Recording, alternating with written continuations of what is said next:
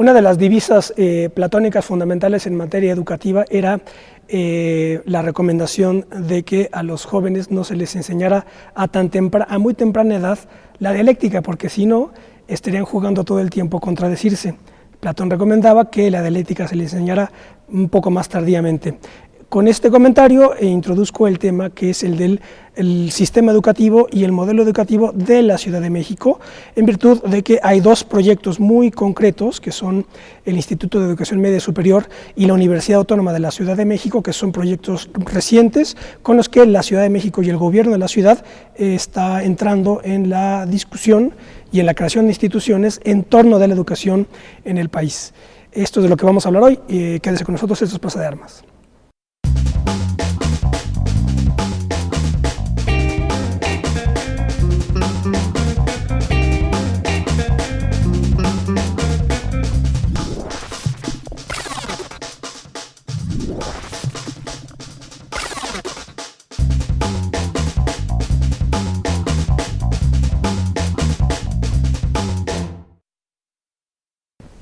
¿Qué tal? Qué bueno que está en otro programa de Plaza de Armas, aquí por Capital 21. Les recuerdo nuestra página propia, www.plazadearmas.tv, y nuestro correo, plazadearmas21@gmail.com. Esto que dije de la enseñanza de la dialéctica según Platón está en la República, y como les digo, da muchas claves para lo que se le tiene que enseñar a un alumno y en qué momento se le tiene que enseñar. Para tratar el tema de hoy tengo un panel muy interesante. Además, colegas todos, saludo en primer lugar a Luz Areli Carrillo. Hola Areli. Hola, ¿qué tal? Areli es profesora de matemáticas en el IEMS, que es el bachillerato de la Ciudad de México, y también en la Facultad de Ciencias de la UNAM. También está Alfonso Vázquez. ¿Qué tal, Alfonso? Hola, ¿qué tal, Ismael? Alfonso, profesor de filosofía en la Facultad de Filosofía y Letras y también de filosofía en el IEMS. Sí. Y a Rafael Morales. ¿Qué tal, Rafael? Hola, Ismael, gracias. Rafael es profesor investigador de ciencia política en la Universidad Autónoma de la Ciudad de México, así que pues tres profesores que conocen, digamos, la entraña, ¿verdad?, de estos dos proyectos con los que, como ya les digo, el gobierno de la Ciudad de México está entrando en la discusión en torno de lo que debe ser la educación en México y las implicaciones de todo esto. ¿Cómo podemos hacer primero un balance histórico de lo que es el IEMS, el Instituto de Educación Media Superior, y también de la UACM? Rápidamente dar dos fechas que son importantes señalarlas. El IEMS es creado en 1997 en el contexto de los gobiernos democráticos, cuando Cuauhtémoc Cárdenas llega al poder encabezando al PRD, llega al gobierno de la Ciudad de México, y la Universidad Autónoma de la Ciudad de México primero no era autónoma, era Universidad de la Ciudad de México, nace en 2001. En 2001. Como organismo descentralizado. Eso, y adquiere autonomía en 2005. Dos instituciones nuevas de los gobiernos democráticos, de los gobiernos de izquierda de la ciudad. ¿Cómo están concebidos? Empecemos por el IEMS y luego ya lo concatenamos con el proyecto de la UACM. Ok, bueno, en primer lugar habría que señalar, como tú lo acabas de mencionar, que el Instituto de Educación Media Superior comienza en el periodo de gobierno de Cuauhtémoc Cárdenas, que se caracteriza por ser el primer gobierno democrático de la Ciudad de México y que representaba una corriente política ideológica alterna a la del Partido Revolucionario Institucional, que durante más de 70 años estuvo, digamos que al frente de la administración pública federal en el país. Y a finales del 98, 99, por ahí, hay una demanda vecinal de los colonos de la delegación de Iztapalapa para que, en lugar de generar reclusorios o darle, digamos, continuidad a centros penitenciarios, se construyan mejor alternativas de educación para que los jóvenes de la zona pudieran, digamos, que inscribirse, involucrarse y tener un acceso, pues, ¿no?, a un nivel superior. Entonces se crea la primera preparatoria en Iztapalapa, Iztapalapa 1, a finales de la gestión de Cuauhtémoc Cárdenas, Rosario Robles, y no es sino hasta la gestión de Andrés Manuel López Obrador, de 2000 a 2006, cuando se le da una proyección, digamos, ideológica, ¿no?, a este proyecto educativo, una fundamentación teórica, y se consolida como tal, ampliándose a las 16 delegaciones existentes en la Ciudad de México, y también va de la mano con el proyecto entonces planteado de la Universidad de la Ciudad de México, que, como explicó Rafa, en un principio dependía como órgano descentralizado, ¿no?, del gobierno de la Ciudad de México, y que bueno, esas fueron las propuestas que se generaron generaron en ese momento. Entonces se puede hablar de que hubo un inicio de esta alternativa educativa en la gestión de Cuauhtémoc Cárdenas, que duró 3 años, una consolidación del proyecto con Andrés Manuel López Obrador y digamos que un estancamiento en la gestión de Marcelo Ebrard. Habrá que señalarlo también de esa manera, porque a pesar de que se inauguraron las modalidades del sistema semiescolarizado y del sistema de bachillerato a distancia, lo cierto es de que no se brindó de condiciones adecuadas para que los profesores desarrollaran adecuadamente su actividad profesional. Además de que no se crearon preparatorias, se abrieron otras 4, pero no tienen prácticamente edificios ni lugares en donde desarrollarse. Entonces, solamente hay 16, ¿una por delegación? Hay una por delegación y a veces incluso 2 por delegación. Hay delegaciones que no tienen, como Benito Juárez no tiene. Exacto. Hubo una oposición también ahí del gobierno panista Benito Juárez. Y ahorita ya se ampliaron a 20 la cobertura de las preparatorias, pero 4 de estas últimas que abrió el gobierno de Marcelo Ebrard no cuentan con la infraestructura adecuada para generar ahí actividades, ¿no? Docentes. Y bueno, a grandes rasgos, eso sería al menos la historia del proyecto educativo del IEMS, ¿no? Y su estado actual. No, sí sería bueno señalar que la primera preparatoria surge a través de una lucha política. No necesariamente fue una iniciativa del gobierno del DF, o sea, no fue un proyecto que naciera del gobierno del DF, sino como respuesta a una demanda, ¿no?, muy específica. ¿Qué pasa después con la UACM para hacer primero digamos, recuento histórico, digamos, y luego ya analicemos más cosas? La Universidad de la Ciudad de México, si no me equivoco, fue un proyecto que primero se presentó a Cuauhtémoc Cárdenas, pero que no cristaliza, sino hasta la administración de López Obrador, ¿correcto? Claro, y no podía ser de otra manera, porque el proyecto social de López Obrador era un proyecto, sigue siendo todavía un proyecto muy importante en términos de que vino, digamos, a renovar toda la comprensión sobre lo que eran los proyectos públicos y los proyectos sobre todo de orden educativo, y de esa manera pues había digamos, un objetivo político fundamental que era reorientar el gasto público.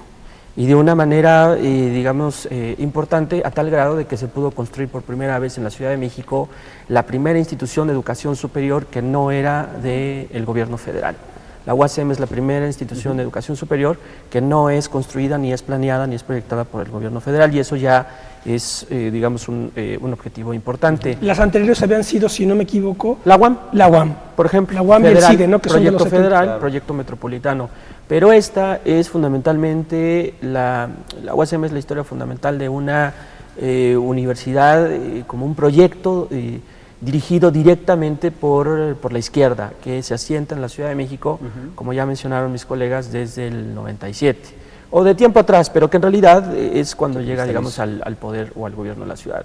En esa medida, entonces, la UACM se puede entender como la consolidación o la continuidad del proyecto del IEMS, que pues fructifica justamente en una universidad de la Ciudad de México y en principio uno pensaría para los habitantes de la Ciudad de México.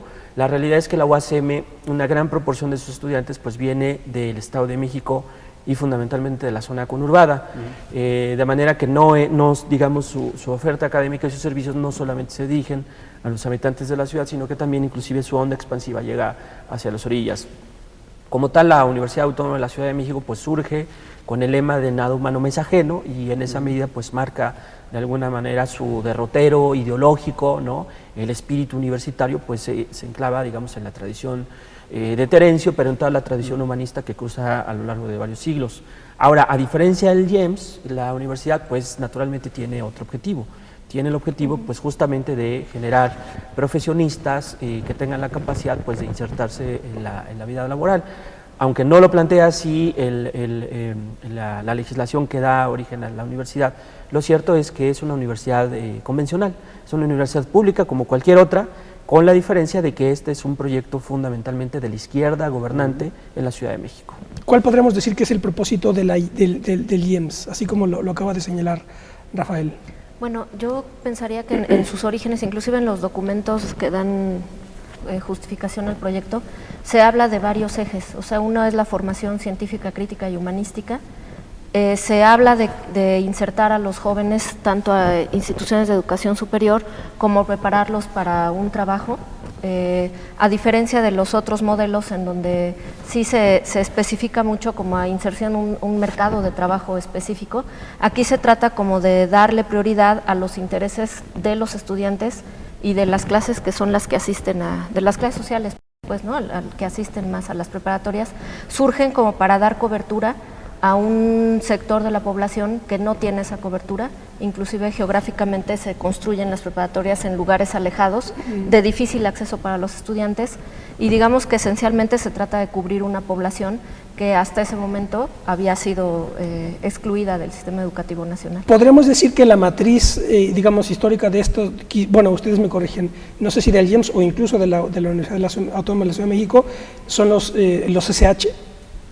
Bueno, que los SH son Colegio de Ciencias y Humanidades, es uno de sus que son antecedentes creados educativos, que son creados por Manuel Pérez Rocha, sobre todo a iniciativa de Pablo González Casanova, en la década de los 70, de los 70, en como 1961, como, digamos, resultado de toda esta revuelta estudiantil de 1968, sí, donde hay una fuerte crítica, ¿no?, al régimen político, una petición de una democracia ante un régimen autoritario. Y en función de esas demandas políticas se traduce en un plano educativo a la necesidad de generar un proyecto que vaya más allá de la cobertura y del sentido histórico que tenía la Escuela Nacional Preparatoria, que vaya más allá de esta concepción positivista con la que nace desde 1867-68, ¿no?, con Gabino Barreda, el liberalismo juarista, etcétera. Y en ese sentido se crea el Colegio de Ciencias y Humanidades bajo el lema de aprender a hacer y por lo tanto aprender a hacer, ¿no? Todo un proceso dialéctico, ¿no?, en función del cual el estudiante poco a poco conquistaría, ¿no?, niveles cada vez más altos de conciencia y de autonomía para llegar a un ser humano integral, ¿no?, bajo la perspectiva del humanismo y bajo la perspectiva también de una cultura científica. Entonces, el CCH, digamos que es uno de los referentes en cuanto a modelo educativo, instituciones educativas, antecedentes educativos del IEMS. Y pienso que también tiene algún sentido, no sé, eso lo explicará Rafa mejor, en la creación de la Universidad de la Ciudad de México, porque al final de cuentas son proyectos que nacen casi, digamos, de manera simultánea y vinculados, ¿no? Es que aquí es donde quería situar el asunto, que al parecer, digamos, la matriz ideológica sobre todo, ¿verdad? Sí. Evidentemente que esto luego se lleva adelante políticamente, pero la matriz ideológica, tanto del IEMS como de la UASM, podría decirse, además las personas que las crean más o menos están en todos los proyectos, es la década de los 70 y solamente cuaja políticamente hasta que el PRD llega al poder en la Ciudad de México. Sí. Como contrapunto a esa, digamos, a esta idea, como señala Rafa, que fue la UASM es la única institución universitaria creada por un gobierno local. La anterior había sido precisamente la UAM y el CIDETA, que también se crea en los 70, como válvula de escape precisamente por la represión del 68. Y del 74 viene, ¿no? Del 74. Ahora bien, lo que yo aquí quería señalar es lo siguiente. Décadas anteriores, la década clave, desde mi punto de vista, ahora a ver qué piensan ustedes, fue la de los 40. ¿Por qué? Porque en los 40 crean el Tecnológico de Monterrey y el ITAM. Y son esas dos instituciones universitarias, el TEC tiene también preparatoria, pero son proyectos universitarios estrictamente anticardenistas. Esto está documentado además. El general Lázaro Cárdenas llega en la cima de la revolución en el 38 con la nacionalización petrolera, en el 39 la derecha, digamos, empresarial y doctrinera se repliega, fundan el Partido Acción Nacional y años después crean las instituciones que van a ser las formadoras de cuadros dirigentes. Así es. Y aquí quiero ir a lo de cuadros dirigentes.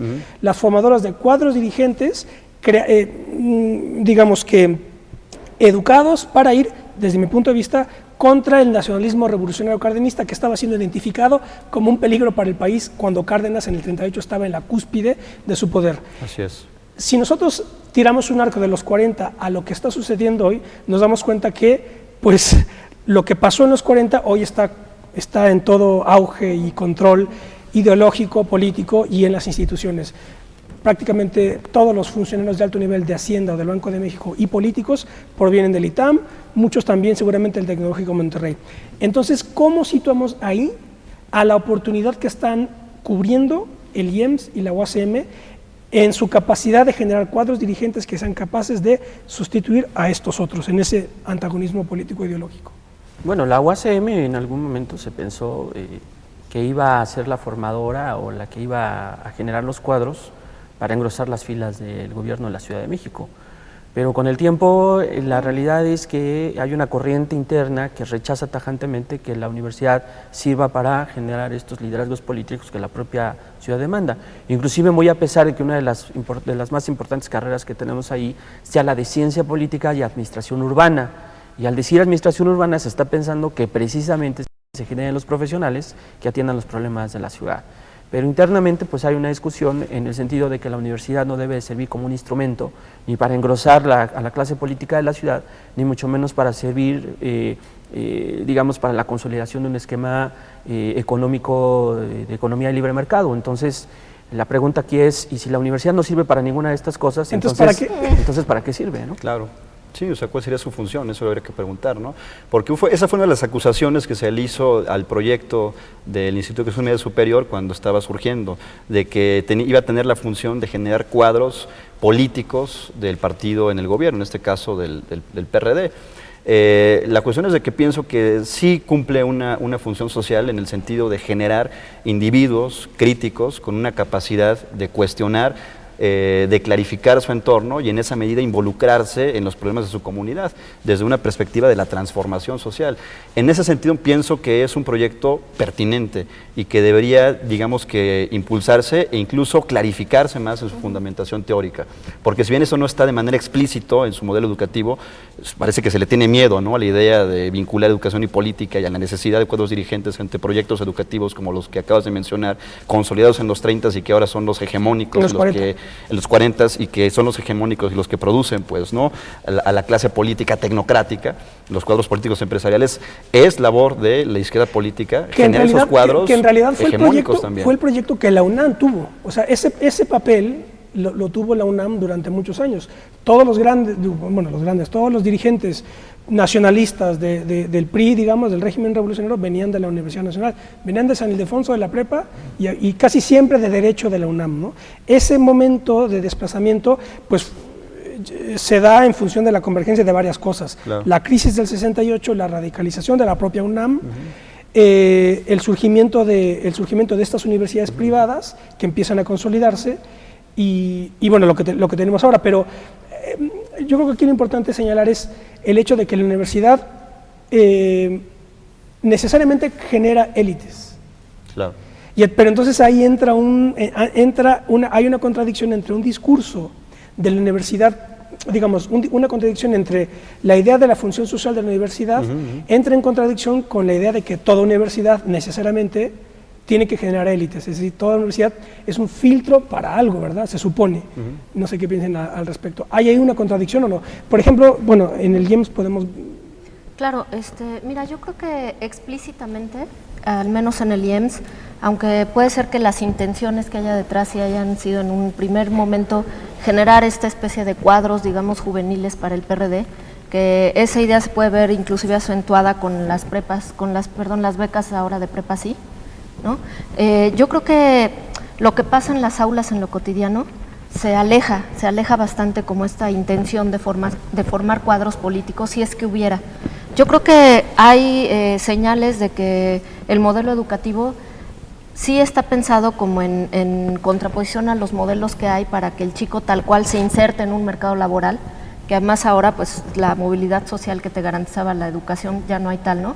O sea, como que sí hay señales, por ejemplo, en el modelo que tenemos, en el modelo educativo, la filosofía es un eje vertebral de las materias, ¿no? Ahora que está en boga esta discusión de que si se quita la filosofía de las escuelas, bueno, aquí son 4 semestres obligatorios de filosofía, y lo mismo en matemáticas. O sea, en matemáticas, buscando esta formación crítica, son 5 semestres obligatorios, ¿no? O sea, como que aunque el discurso, digamos, o las intenciones originales del modelo hayan sido unas, como en esta parte más política de formación de cuadros, creo que en el modelo, en lo cotidiano, sí hay una preocupación por una formación integral del estudiante, como en lo cotidiano, pues, ¿no? Los chavos tienen clases de música y de artes plásticas obligatorias, a diferencia de otros modelos, porque sí se considera como una formación más completa, como en esta idea de formar seres humanos para la vida, ¿no?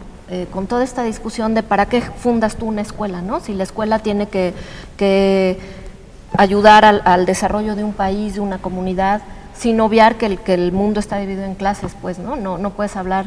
La función social de la escuela, pues es que, pues es toda una discusión, ¿no? Toda una polémica de para qué fundas una escuela. O sea, decías, bueno, hay una corriente que dice se funda como un filtro, ¿no? Para ciertas élites. Hay otras corrientes que dicen, bueno, la escuela tendría que ser capaz de formar ciudadanos para que mejoren una vida democrática, para que participen democráticamente, ¿no? Como que sí es una discusión cuando tú hablas de la función social de la escuela, o que los egresados tienen que servir a la sociedad. Pues ¿cuál sociedad, no? Como de qué sociedad estás hablando, claro, como si no hubiera distinciones, ¿no? Entonces un poco lo que se vive en lo cotidiano en las escuelas, pues no es necesariamente, se corresponde pues con una idea de un surgimiento político, ¿no? Que yo creo que en sus orígenes sí, aunque no lo dice explícitamente el modelo, pudo haber respondido a ese interés, a esa intención, ¿no? Sí, pero necesariamente sí hay una dimensión política en el proyecto educativo, que es ¿no? No formar, digamos, que individuos que estén subordinados a la lógica del mercado o que estén, digamos, que recibiendo una educación similar a la que permea toda la estructura del sistema educativo nacional, que es de carácter tecnocrático y sobre todo que se acentuó con la implementación del neoliberalismo en el 82 con el gobierno de Miguel de la Madrid, sino tener la oportunidad de una formación integral que le permita generar las herramientas para que pueda involucrarse y transformar a su comunidad. Déjame hacer un corte, Alfonso, nos quedamos con esto. Ya volvemos, estamos hablando sobre el modelo educativo de la Ciudad de México.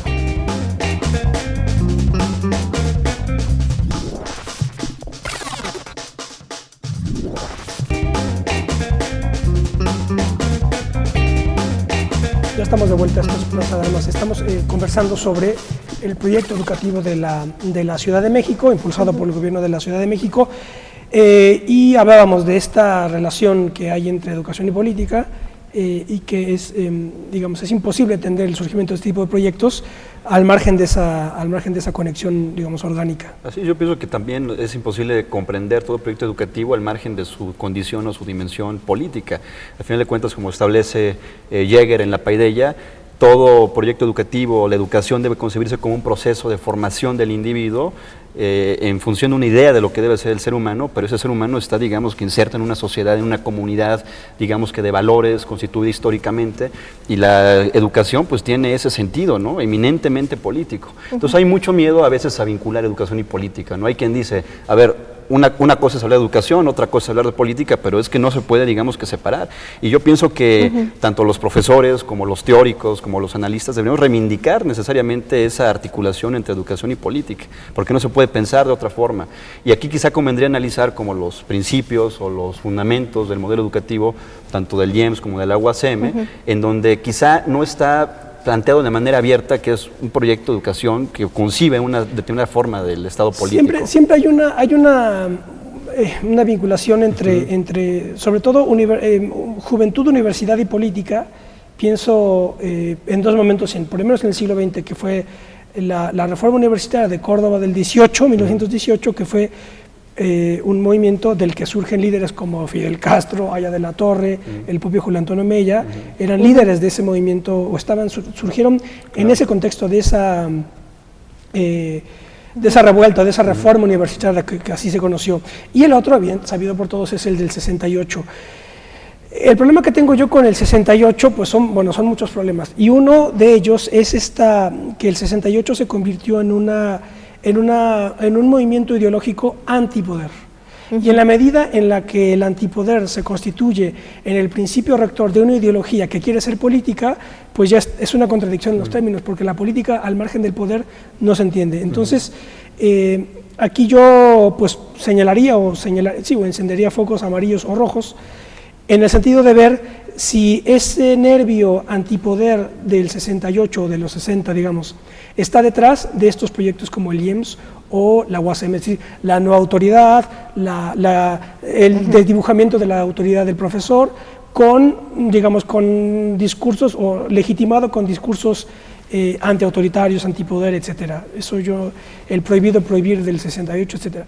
Dicho de otra manera, para mí, el 68 ha producido, desde mi punto de vista y con todos los respetos, una de las más devastadoras influencias en la izquierda de nuestro tiempo.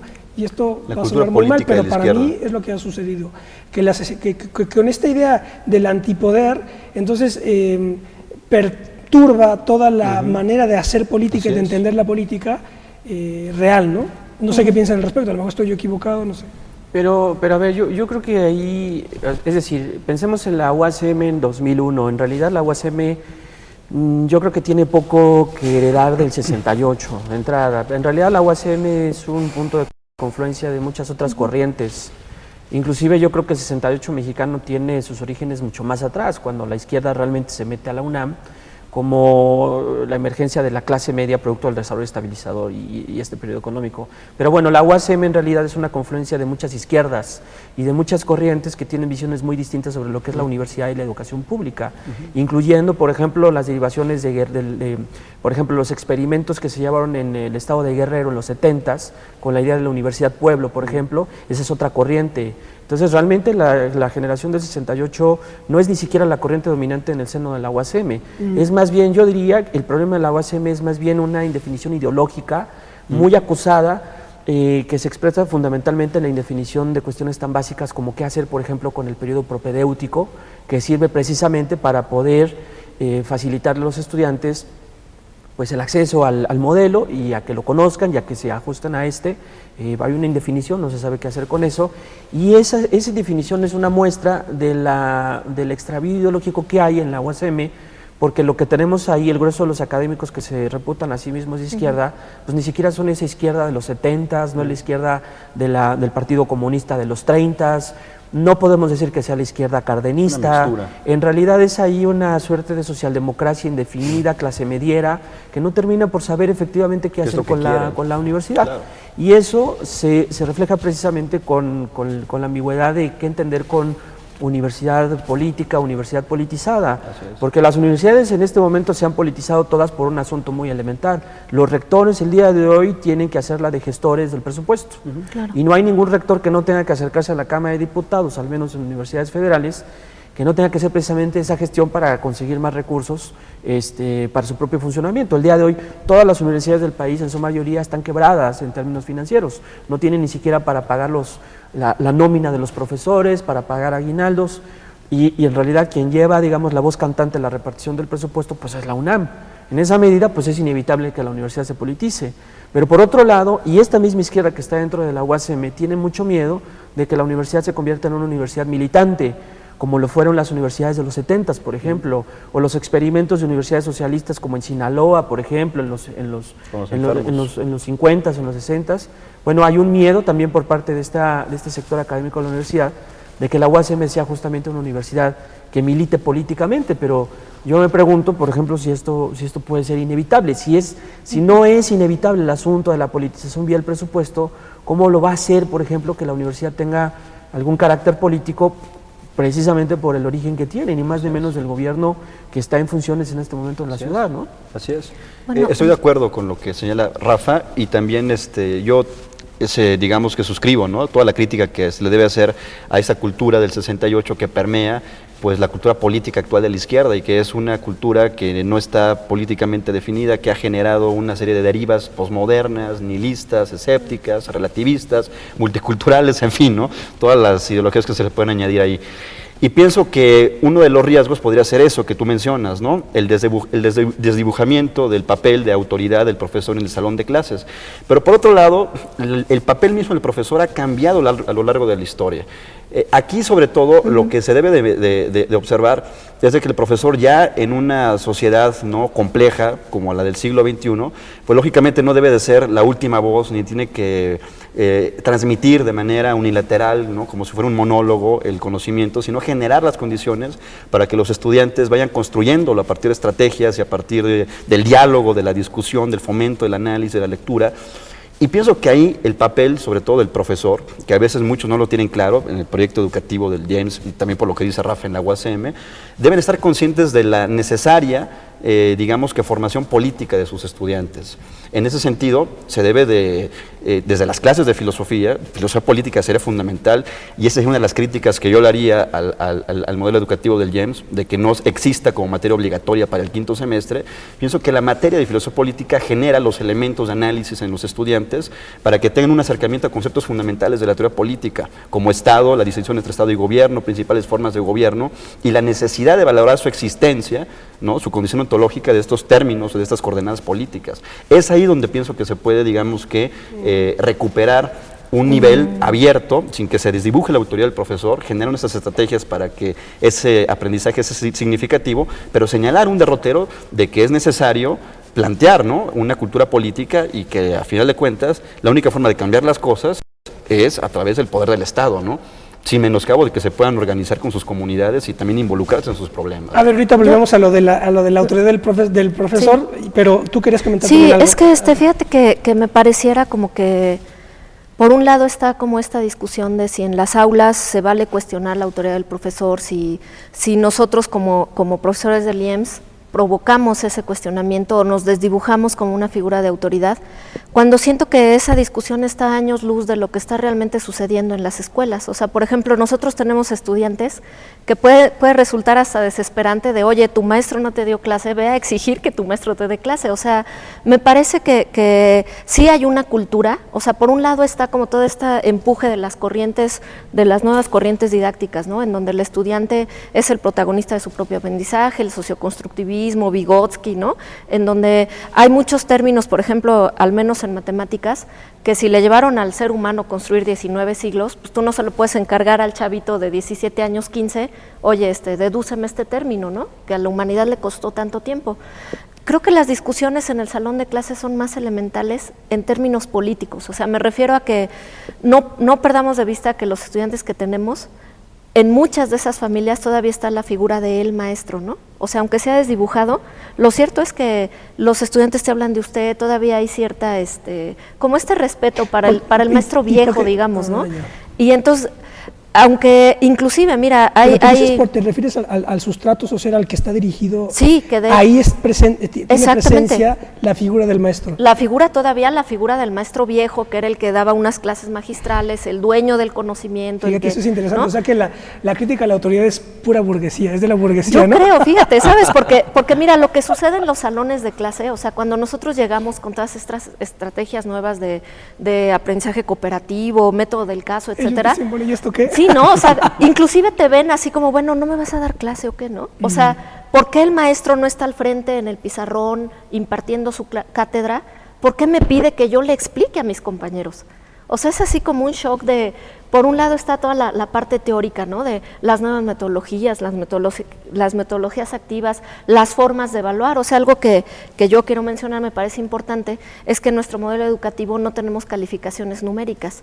Lo manejamos más como una idea, esto que decíamos del ingeniero Pérez Rocha, de lo que es la evaluación, como en el sentido de dar valor a algo, ¿no? Entonces, nuestro sistema de evaluación inclusive es, mira, te falta para cubrir los objetivos estas habilidades, te quedaste aquí, esto lo hiciste bien, etcétera. Entonces, cuando los chicos llegan o sea, toma en cuenta que vienen formados de manera tradicional, desde la primaria y la secundaria, con un modelo, digamos, del gobierno federal que ya está clavado en competencias, etcétera, etcétera, llegan a nuestro modelo y te dicen, bueno, pero ¿qué? Me saqué 6, me saqué 8, me saqué... Como esta idea que manejaba Giraud de que dentro mismo de la escuela se tienen que legitimar las relaciones de poder, se tiene que legitimar que el esfuerzo individual pesa más por sobre el colectivo, que solamente tú eres responsable de tu aprendizaje y que el de tus compañeros no importa. Entonces, cuando tú dentro de estas corrientes nuevas, ¿no? Nuevas entre comillas, pues, ¿no? Del socioconstructivismo, de César Cole, etcétera, inclusive tratas de hacerlo en el salón, sí hay una resistencia. Ya deja tú de nuestros propios profesores formados en una metodología tradicional, sino de los estudiantes que te están pidiendo, dame clases porque tú eres el maestro, o sea, tú dame, como toda esa vieja lógica, ¿no? Entonces, creo que esta idea de que si... O sea, obviamente se vale hablar de política, yo creo que se debe hablar de política, yo creo que los profesores tienen la obligación de llevar las discusiones de política a sus aulas, ¿no? Que suena así como el diablo, ¿no? O sea, como que hay muchos profesores que dicen, no, pero eso es política, eso no, la biología no tiene que ver con la política, las matemáticas, etcétera. Creo que estamos muy, muy alejados, inclusive como a lo que los estudiantes mismos están esperando de una escuela, ¿no? Entonces, decía, por ejemplo, esto de las calificaciones numéricas, que tú le expliques al chico, es que mira, lo que se te va a evaluar es cómo vas en el proceso y no solo un resultado, es algo que para el chavo es así como... Pero bueno, sí, ok, pero ¿qué saco, no? O sea, sí, ya me dijiste lo que me falta, lo que tengo que desarrollar. ¿Pero cuál es la calificación? Pero ¿qué le digo a mis papás, no? Que voy bien o voy mal. O sea, como que sí hay un ambiente que creo que no está viendo aquí demasiado, como una cosa es la discusión teórica política desde los autores, ¿no? Te decía las nuevas corrientes, la filosofía política, lo que se debería dar, el debería ser en una escuela, que si la escuela debe formar cuadros o que si se deben cuestionar las relaciones de autoridad o si es una autoridad académica contra una autoridad de facto. todas estas discusiones que por son supuesto, otra cosa en la realidad. En el aula, tú te encuentras con chavos que vienen formados de una enseñanza tradicional que sí te están no solo pidiendo, exigiendo, dame clase tú a mí, ¿no? O sea, tú dame a mí el conocimiento. O sea, creo que está alejada todavía esa discusión, lo cual no quiere decir que no esté yo a favor de que se lleve, ¿eh? Yo creo que, como decía Alfonso, se contrapone, ¿no?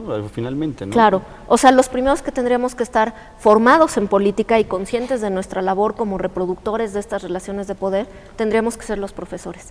Y creo que también en ese sentido, la formación política de los profesores, al menos en el IEMS, pues es, digamos, por lo menos dispar, ¿no? Sí. A ver, Rafael, sobre la autoridad del profesor y esta... Pues qué bueno que tocaron ese tema, porque leyendo toda la filosofía del ingeniero Manuel Pérez Rocha, que fue el fundador de la universidad, pues me queda perfectamente claro que el espíritu, digamos, de la UACM es reducir al máximo las relaciones de poder entre el alumno y el profesor. Y en esa medida las calificaciones pues se habían convertido casi en el instrumento fundamental de mando, de control en el salón de clases. Entonces, digamos que el espíritu pedagógico que hay detrás de este esquema, yo le llamaría pedagogía de la liberación y del antipoder, porque efectivamente busca que el profesor no tenga ningún control o que no pueda coaccionar al alumno en ningún sentido como se hace en el esquema clásico. Yo creo que la Universidad Autónoma de la Ciudad de México tiene entre sus principales virtudes la de proponer este nuevo modelo pedagógico. Me parece que es muy ambicioso y se le ha reconocido en el medio académico como su principal atractivo. Yo creo que es correcto. Sin embargo, hay un problema con este enfoque. El asunto es que en la realidad las relaciones de poder están ahí pendiendo sobre nuestras cabezas, no solamente sobre la de los alumnos, sino la de todos. Y entonces hay un problema entre reconocer la existencia de ese poder, procesarlo, digamos, de alguna manera, o tratar de acabar con ese poder o reducirlo a su mínima expresión en el salón de clases. Esta es, digamos, la parte más política que se conecta precisamente con el modelo pedagógico, porque en la vida real el asunto es que el poder ahí está y se ejerce de una manera vertical. Ahora, a mí lo que más me llama la atención es que este modelo pedagógico de izquierda no se parece nada al modelo educativo de la izquierda socialista, el cual pues tenía la soviético, para no ir más lejos. El modelo de educación soviética estaba destinado a servir para la reproducción del socialismo en la URSS, por ejemplo. Pero en este caso pareciera que la autonomía, la idea de autonomía y la idea de pedagogía de la liberación están destinadas no solamente para acabar el poder, lo cual me parece que no se puede lograr, sino inclusive para negar su existencia. Y en términos políticos eso a mí me parece pues complicado, es complejo. Sin embargo, yo reconozco el valor de este nuevo esquema pedagógico. Me parece que la UACM es la única institución pública que se está arriesgando a hacerlo, y en ese sentido yo creo que es uno de los principales atractivos. Pero está en el horizonte esta contradicción permanente, ¿no? entre el discurso antipoder y la existencia real de relaciones de poder, y ahí está las bolas que se hacen, ¿no? Aunque tienes forma, yo creo que tienes forma de darle la vuelta, como esa parte de, por ejemplo, ejercer una evaluación, que toda esta discusión de si la evaluación finalmente se convierte en un mecanismo de represión en el caso de los estudiantes, o lo que está ya de que tiene más de 20 años aquí el SNI, ¿no? Todo esto de los puntitos, de la forma en la que evalúas a los profesores, por ejemplo, creo que esa es una virtud que tenemos en el instituto. Que no tenemos puntaje, ¿no? Nosotros estamos, digamos, contratados ahí como docentes, tutores, investigadores de tiempo completo, que además responde a otra lógica de poder de verdad atender a los estudiantes. Nosotros tenemos grupos de 30 estudiantes a lo más 30 estudiantes, porque además de atenderlos en las clases, los atendemos en asesoría, una forma más personalizada. Para darle realidad a ese modelo necesitábamos profesores de tiempo completo, que no estén corriendo de un lado a otro, ¿no? Sino que haya cierta estabilidad laboral. Y me refiero a esto porque nosotros tenemos el salario igual, y entonces todas las luchas que se han dado, digamos que en términos de los estímulos, no es otra vez legitimar el esfuerzo individual de si yo hago investigación, porque yo estoy contratado para hacer investigación, si yo doy asesoría, si yo preparo mis clases, o sea, como que en los hechos le apuestas a otra forma de motivación para el profesor. Digo, yo sé que puede sonar muy ingenuo, ¿no? De que para el profesor no se requieren estímulos materiales, en fin, esa es una polémica dentro mismo del IEMS, pero en los hechos, por ejemplo, las autoridades no tendrían esta medida de coacción de salario vinculado con desempeño, ¿no? O diferencia del salario vinculado con desempeño. Y es fragmentación del salario, ¿no? Fragmentación del salario, que es lo que pasa con el Sistema Nacional de Investigación. Genera desigualdad. Que en realidad el si no me tremendas, equivoco, que en evidentes. realidad el salario de muchos profesores no es tan bueno, pero Exacto. se logra incrementar en función de esos programas de estímulos de dentro de la estímulos universidad, como el Y aquí PIDE, digamos PAPIT. que tenemos todos el mismo salario y se apuesta a que tú te ves, o sea, un modelo como con estas características, inclusive yo le llamaría revolucionario para los modelos pedagógicos del país. Un modelo con estas características, pues sí parte de que tengas cierta confianza en que el proyecto va a enamorar a tus profesores, o sea, que los profesores quieren que los estudiantes salgan, quieren generar otro tipo de educación, o sea, como en términos de una apuesta, y entonces no generas estos mecanismos de castigo a través del dinero, finalmente, ¿no? Porque todos los mecanismos de evaluación que estén vinculados con la percepción económica, pues como que nacen Y siempre fue además corrompidos de entrada, ¿no? un problema y un motivo de polémica, el bajo salario de los profesores. Siempre Claro. estamos acostumbrados a escuchar eso, ¿no? Que en el rango de sueldo los profesores siempre están hasta abajo. Así es. Entiendo que el IEMS o la UASM están tratando de revertir ese esquema Así es. y tener a los profesores por lo menos con buenos salarios, ¿no? Seremos decorosos, digamos, ¿no? Decorosos. Dignos, que permiten. Vamos a hacer otro corte, estamos conversando sobre modelo educativo en la Ciudad de México, ya volvemos.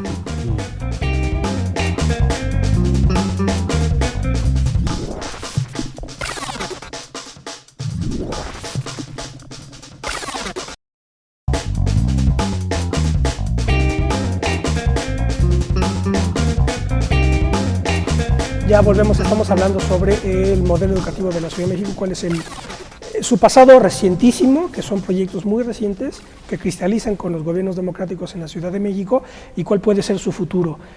Porque precisamente el futuro en el futuro está, digamos, la contradicción entre el hecho de que el modelo educativo está manejado a escala nacional y, por ejemplo, en la Ciudad de México, que se crea una Secretaría de Educación, no sé si esta se crea con Cárdenas, con López Obrador Con López o con Obrador. Marcelo, con López Obrador. Sí. Se crea la Secretaría de Educación. Con López Obrador se crea la Secretaría de Educación, pero hay limitaciones en los márgenes que se tiene para los programas educativos, ¿no? Bueno, la ciudad no controla la educación básica, por ejemplo. Así es. Eso no está en manos del gobierno de la ciudad. Que tiene que ver, por ejemplo, con lo que tú dices, que cuando alguien viene de educación básica, Claro. que es de un modelo tradicional, como dices, Así es. entra al IEMS, que es un modelo de la ciudad, y ahí aparece una contradicción. Ahora bien, ¿cuál es el ideal?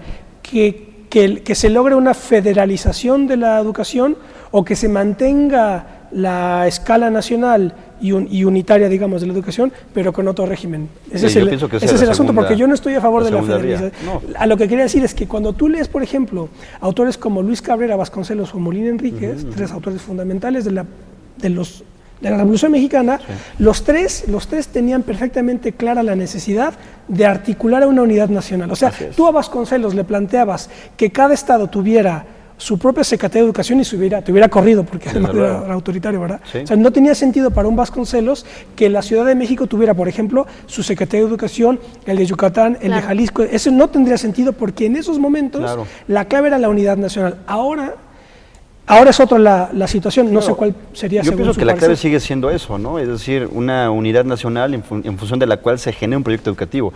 No, hay que tomar en cuenta que tanto Molina Enríquez como Vasconcelos y Luis Cabrera pues son, digamos, agentes directos de un proceso revolucionario en consolidación, en expansión, y por lo tanto veían la necesidad de implantar un proyecto educativo que fuera, digamos, el instrumento para el cual la revolución se consolidara, ¿no? Políticamente. Y pienso que ese es el objetivo, digamos, que adecuado, que se tiene que impulsar. Es decir, ante un proyecto educativo, digamos, que se ha implantado, ¿no? Desde el 82 hasta la fecha, basado en un modelo de competencias, con una tendencia claramente tecnocrática, donde reduce la población, digamos, a un nivel y a una función específica en el proceso social, que es la de integrarse de manera subordinada al mercado laboral, pero en función de subempleados, es necesario transformar ese proyecto educativo. Para que se implante a nivel nacional, manteniéndose la unidad, pues, ¿no? Nacional del Estado. Pero eso, digamos, que se tiene que hacer mediante una lucha política. Sí. Aquí es lo que hay que criticar, ¿no? Que la izquierda política no desarrolle un proyecto educativo a la altura del momento histórico que necesita México. O sea, vivimos en una crisis y uno de los puntos necesarios para que pueda, digamos, que despuntar esta crisis orgánica del Estado es también el proyecto educativo que va a sustentar al Estado emanado de un proceso de movimiento social, pues, ¿no? Que desafortunadamente tampoco se ve. Entonces yo estoy de acuerdo con la segunda vía, la federalización y la promoción de las autonomías, digamos, no es digamos, el escenario óptimo. Pero digamos, ahorita en este momento el proyecto educativo de la Ciudad de México está generando una alternativa que debería ser retomada con nuevos bríos para el nivel nacional, claro, atendiendo sus deficiencias, fundamentándolo adecuadamente y haciendo explícita esta necesaria vinculación entre educación y política. Creo que ahí no podemos soslayar el hecho de que el que se haya hecho la descentralización educativa ni siquiera respondió a una discusión teórica, ¿no? de lo que era mejor en términos pedagógicos, etcétera, sino era evidentemente para desmantelar la lucha de los profes de educación básica, ¿no? Ahora tan en la mira, pues, ¿no? O sea, si cada estado se hace cargo de resolver los problemas económicos, sobre todo de sus profesores, pues se logra desmembrar ahí como la unidad de ese sector. Entonces creo que eso no podemos soslayarlo, del ¿no? sindicato, ¿no? O sea, el por qué se da la descentralización educativa, creo que las razones inclusive están ahora muy vivas, ¿no? Lo que estamos viendo ahora de que se viene la evaluación universal con pruebas estandarizadas. Estoy hablando a los profesores de educación básica, ¿no? Que a partir de la ACE que firman Gordillo y Elbester Gordillo y Calderón, ¿no? Sí están, yo siento, muy en la mira los profesores. Cuando yo hablaba de que, bueno, cómo vienen formados los estudiantes, por supuesto no estoy culpando a los compañeros profesores de educación básica, que yo entiendo que sean unas condiciones muy malas, pues, ¿no? Para desempeñar su trabajo, muy cuestionados por toda la sociedad, muy castigados en términos salariales, ¿no? O sea, creo que no hay que perder de vista esta parte, ¿no? Que una unidad no es solo a través de un proyecto educativo con una intencionalidad política. Creo que debe ir más allá, ¿no? O sea, la propuesta debe ir no solo en términos educativos de las corrientes pedagógicas, una lucha teórica, sino también una lucha económica que vincule a todos los sectores finalmente involucrados en la educación, en todo el sistema educativo nacional. O sea, que se pudiera, esto que decíamos, ¿no? Generar un proyecto educativo nacional con otras características distintas al que está planteando el gobierno federal ahora, que pudiera ser desde preescolar hasta universidad, bajo otra lógica, ¿no? Inclusive otra idea del individuo, de para qué quieres un individuo. Y es que hay el asunto, que hay un enroque poderosísimo que es el del poder del régimen, bueno, no el poder del régimen, más bien dicho de otra manera, el papel que juega el sindicato de maestros y el líder de turno de ese sindicato, ahora el Elbester Gordillo, dentro del régimen político. Y ahí es un poco, me parece, donde está el problema de la federalización o descentralización educativa, que siempre el sindicato tiene una fuerza tremenda que fácilmente no se resuelve, ¿no? No sé qué. Sí, bueno, ese es un tema que podríamos llamarlo así y que se resuelve con una decisión administrativa. Todo proyecto de nación que tenga aspiraciones de perdurar en el tiempo tiene que estar centralizado, por ejemplo. Y creo que esa es una decisión que se puede tomar en una coyuntura específica. Ahora, a mí lo que me preocupa básicamente es el problema de la mercantilización de la educación en México. Es decir, el gobierno ha alentado la privatización de la educación a través fundamentalmente de una serie, digamos, de lineamientos o ideas provenientes, por ejemplo, del Banco Mundial. Y decir esto en televisión, evidentemente, me obligaría a mí a decir, bueno, ¿y dónde están esos documentos? Bueno, para la teleaudiencia que los quiera consultar, están disponibles en la página del Banco Mundial y son todos aquellos documentos que terminan por justificar la necesidad de achicar el espacio de acción de la educación pública. En esa medida en México, por ejemplo, tenemos la emergencia de un mercado negro, por así decirlo, de universidades de baja calidad, de universidades privadas, sobre todo de educación media, media superior y educación superior. Y las becas, ¿no? Para los estudiantes. A través, por ejemplo, de una generosa proporción de becas, precisamente para que los estudiantes vayan a engrosar las filas de las universidades privadas, esto en detrimento, desde luego, de la educación pública. Entonces, pues es toda una campaña orquestada en contra de no solamente de la educación pública, sino de la acción pública misma. La campaña está enderezada inclusive en contra de la UNAM, porque se cree el día de hoy, y esto se promueve desde el gobierno, de que la educación pública en sí misma es de baja calidad y por lo tanto las familias tendrían que hacer un gran esfuerzo para tratar de ahorrar lo suficiente, porque solo pagando una educación privada es como se puede garantizar la incorporación de los hijos, en este caso, al mercado laboral, lo cual desde ningún punto de vista es cierto, porque el mercado laboral en México está tan segmentado que es difícil que alguien que estudie en una escuela pública o privada pueda conseguir empleo. Eso ya no importa el día de hoy, pero forma parte del argumento general con el cual se busca mercantilizar a la educación, o lo que se conoce en Estados Unidos dentro de los debates de la educación superior como capitalismo académico, que en Estados Unidos es una discusión ya que lleva muchos años, pero que en México pues tímidamente se va avanzando sobre esta, ¿no? Sí, perdón, la idea de educación, si la educación es un servicio, si la educación es un producto o la educación es un derecho, ¿no? En todo en el contexto de los derechos, pues, ¿no? Sí, y capitalismo académico, ¿no? Educativo, como dice Rafa, que a su vez genera una proletarización, ¿no?, de la población, ¿no? Es decir, una función limitada, ¿no?, que puede desempeñar el proceso de producción.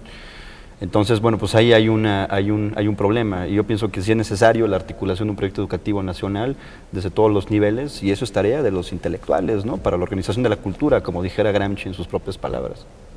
¿Hay algún otro estado de la República que tenga un esquema como el que tiene la Ciudad de México? No. Bajo el modelo educativo que nosotros tenemos, no, somos los únicos que lo manejamos. De hecho es raro porque en el auge del autoritarismo mexicano fue justamente donde se llevaron a cabo los experimentos educativos más revolucionarios. Yo mencionaba el caso de la Universidad de Sinaloa, con el rosarismo y este movimiento, o el proyecto que inclusive encabezó el ahora profesor de la UACM, Enrique González Ruiz, en Guerrero, con la Universidad Pueblo, que finalmente fue un proyecto malogrado, ¿no? ¿Y que está vinculada con la guerrilla de Lucio Cabañas? Se le vinculó, yo no sé si en el fondo haya existido esta relación, pero parece ser que el día de hoy hay menos campo para hacer este tipo, digamos, de propuestas innovadoras, ¿no? Y bueno, y sobre lo que decías también, Ismael, del papel que desempeñan poderes fácticos como el Sindicato Nacional de Trabajos de la Educación que encabeza el Aster Gordillo, no solamente es el único obstáculo para generar esa centralización educativa y esta reformulación o replanteamiento del proyecto educativo, también obedece a decisiones, como señala Rafael, de carácter de cálculo político en el GDF, ¿no? Muchas veces porque no quieren hacerse cargo por la erogación de recursos que se tiene que hacer la federación, prefieren que se mantenga en un estado de ambigüedad el control, ¿no?, directo de la educación básica, ¿no? Entonces, no solamente interviene ahí los poderes fácticos como el sindicato, también intervienen las decisiones que se toman en función de cálculos políticos de las propias administraciones y sobre todo la prioridad de sus propias agendas de gobierno. Se le da prioridad a la construcción de obras públicas o se le da una prioridad a la educación y por lo tanto al impulso, ¿no?, de proyectos educativos y mejores condiciones para que se lleven a cabo sus infraestructuras. Entonces todo eso también debemos que tomarlo en cuenta, ¿no? Y que bueno, la situación es sumamente compleja, ¿no?, como podemos aquí señalar. ¿Cuál es el futuro, si es que se puede hablar de eso, para ustedes rápidamente? Pues yo creo que consolidar el modelo educativo, porque bueno, evidentemente no podemos cerrar los ojos a que tenemos problemas en la misma institución, problemas de funcionamiento, de gestión, de falta de evaluación de todos los actores, de democratización, ¿no? Yo creo que se tienen que fortalecer estos proyectos, tanto la UACM como el IEMS, y mostrar que son una alternativa a nivel nacional, no solo en términos de la formación de los chavos, sino de los enfoques pedagógicos, ¿no? Que como decíamos, a lo mejor no están fundamentados teóricamente con una solidez, con consistencia. Creo que sería una tarea que tendríamos que hacer como parte de ese fortalecimiento y mostrar en los hechos con nuestros egresados cómo se están insertando a esta sociedad, pues que son modelos que funcionan finalmente, ¿no? Yo estoy de acuerdo, hay que fortalecer los modelos educativos tanto del EMS como de la UACM, sobre todo porque hace falta una evaluación de todos los sectores y de todos los agentes que están involucrados en la gestión misma del proceso educativo. Por ejemplo, hay una deficiencia en cuanto no existen plataformas de investigación para los profesores del IEMS cuando su plaza es docente, tutor, investigador. No existen las plataformas ni las líneas de investigación para que se pueda hacer un trabajo colegiado de auténtica investigación y que eso pueda repercutir, ¿no?, en un análisis crítico de los fundamentos del modelo educativo y un fortalecimiento. Entonces, yo pienso que las tareas pendientes es esas, fortalecerlo mediante la crítica, mediante el análisis, y qué mejor que comencemos esta vinculación, ¿no?, profesores de la UACM, del IEMS, para generar un proyecto educativo a nivel nacional y fortalecer lo ya existente, ¿no? Bueno, hay varios problemas, la verdad. Yo creo que no se agotan en un espacio tan corto, pero yo diría que hay dos fundamentalmente. Uno, el de las formas de gobierno de las universidades, por ejemplo, públicas. La UACM está ensayando ahorita un esquema de gobierno compartido, entre comillas, donde lamentablemente la figura del rector está eclipsada, lo cual desde luego no viene a resolver nada, por un lado. Pero por otro lado, y de manera más urgente, el presupuesto para las universidades. Es decir, la clase política mexicana ha dado muestras muy claras de que a las universidades públicas no se les tiene que dar más dinero. Y la verdad es que muchas de ellas están muriendo por inanición. Entonces, este ya es un problema, inclusive yo lo diría, de corte apocalíptico. Varias universidades del país yo creo que tienen un futuro ya perfectamente hipotecado porque no hay más dinero precisamente para que cubran sus necesidades elementales. Entonces yo creo que tenemos que empezar a discutir en serio el futuro de las universidades y de la educación media, porque el escenario que tenemos para los próximos años es bastante desalentador. Exacto. Muy bien, pues les agradezco muchísimo, Rafael, Alfonso Arelli, gracias por habernos Gracias. acompañado. Gracias. Vasconcelos, en un texto fundamental que lleva por título de Robinson a Odiseo, hace una crítica al robinsonismo, que era, digamos, el pragmatismo de influencia de Dewey, que él decía que era la influencia norteamericana, el pragmatismo, la tecnocratización, digamos, de la educación, frente al que él oponía la idea de Odiseo, que tiene que ver sobre todo con la formación clásica. ¿Usted qué piensa? ¿Que necesitamos Robinsones u Odiseos? Nos vemos la próxima. Hasta pronto.